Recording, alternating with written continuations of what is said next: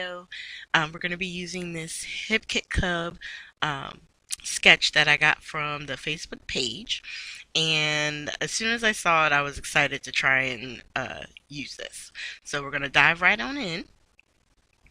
And I'm first starting with some clear gesso, and I'm covering all of the sheet as much as I can because I'm actually towards the end of my jar. I need to get some more. But when you're using the white, the clear makes more sense because it's white paper. But if you don't have any clear, you can just use your white gesso. I think one of these days I might do one and use the black gesso and make a layout. I think that would be really cool. Alright, so we're just going to very quickly put a coat of that down.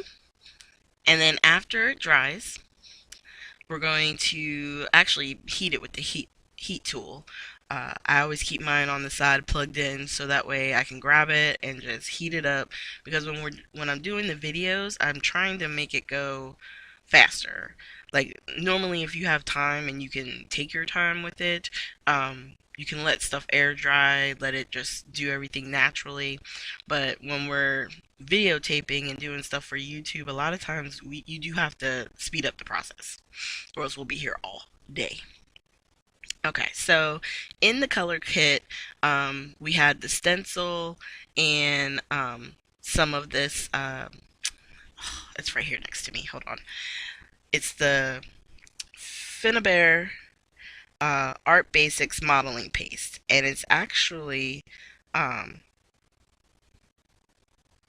want to say it had a little bit. It's supposed to have like some stretchability, like it'll fold and mold with the paper. You know what I mean? Like sometimes stuff cracks when it dries. But with this, the image will stay, okay? And it's very important whenever you're using modeling paste, embossing paste, any of these things with your stencils that you definitely go and clean off uh, your items, the stencil, your palette knife, whatever it is you're using, because once it dries, that is a wrap, okay? So you definitely want to make sure you get that taken care of. So I'm grabbing the color spray, the Bloom color spray that came in the kit, and it was the Wild Raspberry.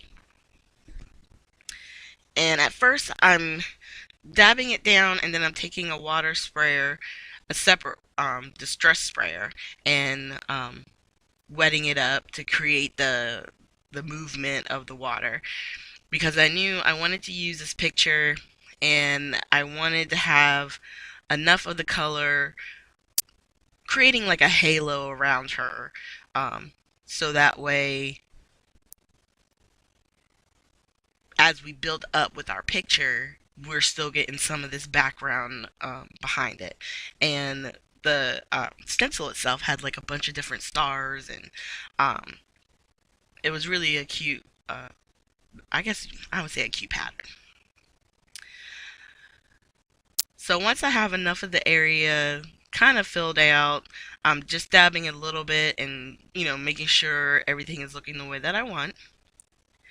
I'm going to go ahead and heat it again, make sure it dries. Now this white paper that I'm using is Marshmallow. The Marshmallow from Basil is a nice sturdy cardstock.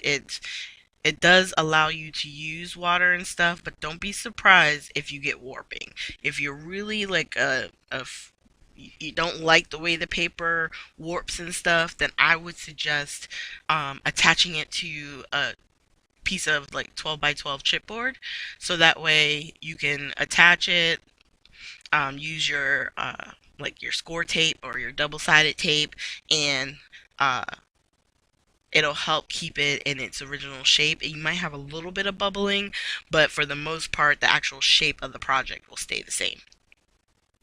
So I took one of the Project Life cards and I'm putting it behind the photo just like how it is, in the sketch itself. And I'm now going through a lot of the ephemera pieces, and I knew I wanted to use that one of a kind. I like the sentiment of it, so I definitely put that over as something that I can use. And you can see I'm just separating some of the flowers, um, the sentiments. I'm just looking at different things. I like the gold accent stuff, so I'm definitely making sure I'm saving a lot of that. And I was trying to think that I want to use any of these um, almost like little, the sentiments pieces that were in the ephemera. So some of those I have moved over to the side. And really, that's all I'm doing. I'm just trying to figure out exactly like what parts of this do I want to use. And so I decided, okay, let's go ahead and get our photos ready. The photo and then the tag, the Project Life card from the Project Life kit. And then once I figured out exactly where I wanted it to lay, I'm going to put the Project Life card down. You can see it already has lines, so I figured this would work out great if I wanted to handwrite anything. Normally, I don't handwrite a lot because I don't like my handwriting. I know a lot of people say, it's important for your projects because it's a part of you.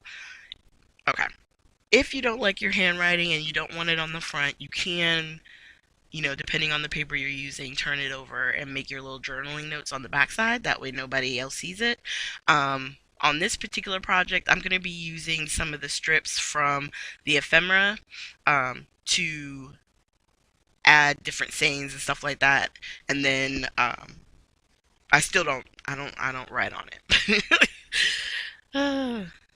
Because for me, I'm not trying to tell the story of what happened, or unless something specific happened with the picture that I'm using, and then I'll, write about that. But like a lot of times for scrapbookers, they're chronologic and they're following their life story, so they're talking about their kids or the family and what they've done.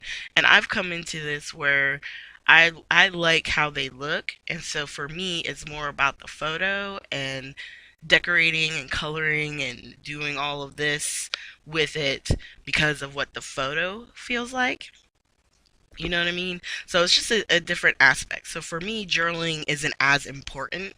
Um, but like I said, there's certain things where I do remember, like when I did the layout for the 2019, I did put some journaling on that because it was very specific to my crop, the group that I get together monthly with, and it was our first road trip. So I definitely um, remember the one for we did road trip, and then the 2019 because we had the photo booths at the first of the year, and it was fun. It was something that we hadn't done before, so it's like stuff like that.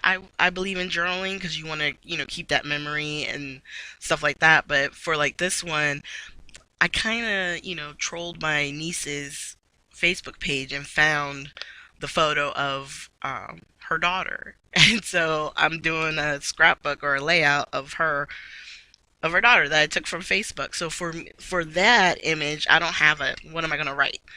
Oh, this is the photo I stole from Facebook. Nah. So I just wanted to do a really cute picture. She's super cute in this little tutu, and it matched my color scheme. That's it.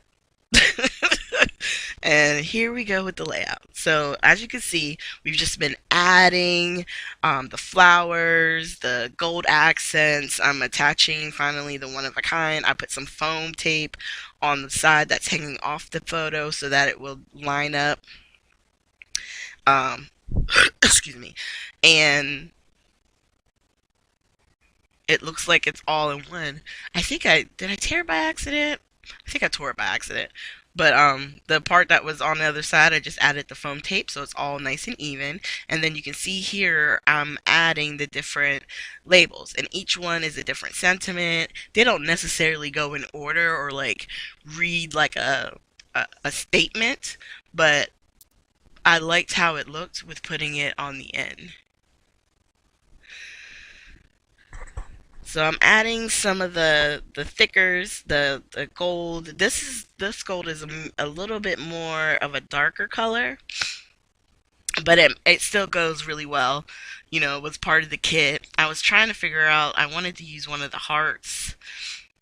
Um, thanks to Missy, I did tear off one of the little banners off one of the hearts, and wanted to use just it because when you have those kind of 3D stickers, you can sometimes separate the layers, and it gives you even more options. And then of course I gotta get in some of these puffy stickers. I am really enjoying the Hip Kit Club because it comes with so much if you get the embellishment kits. Even if you just do the main kit, they do put in a lot of embellishments. And a lot of times it's almost so much you just don't know what to do with it, and it can get or feel a little overwhelming. That's why I like watching a lot of their design team members, because they show you different ways that you can use it, and um, it's very exciting, So definitely check them out on the Facebook page.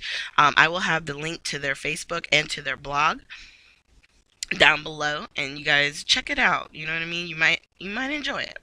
So I'm testing my date stamp. I wanted to make sure, one, I was holding it correctly, and two, that it was that I had the right date. Now, this particular date that I put on it is the date that I created it, not the date of when the little girl was like her age and stuff. No, I just did the date that I did this layout. That's what date goes on there. And now I'm getting it ready. Sometimes I pull out my cubby, sometimes I don't. This is one of those times where I didn't. And I just grabbed some of my Katari. Is it Katari? I got a palette of pan gold watercolor, and I love it because they're different shades. Like they're more of a red gold, reddish gold, or a blue gold, or like a pure gold. And with the gold that we have in this particular kit, I was able to find one that matched it really well. And so I just used that for a splatter using a brush.